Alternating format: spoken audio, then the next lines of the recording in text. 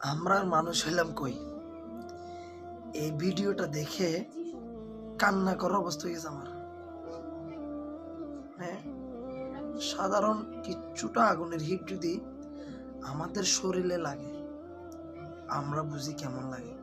আমরা কিন্তু বুঝি বিবেক দিছে, কিন্তু এই যে পশুটাকে নির্মমভাবে হত্যা করতেছে, যদি এটা আমাদের বাংলাদেশের কোথাও হয়ে থাকে, যে জেলায় হোক, একদম আমার আল্লাহর ইজ্জতের কসম করে বলতেছে, সেই জেলায় গিয়ে ওকে এভাবে যদি না মারছি বা এর জন্য যদি বিচার না করছি, আমরাও মুসলমানের ছিলাম না। যদি বাংলাদেশি ভিডিও হয়ে থাকে এটা, আপনারা ভিডিওটা একটু দেখেন, আপনারা সব কান্না করবেন।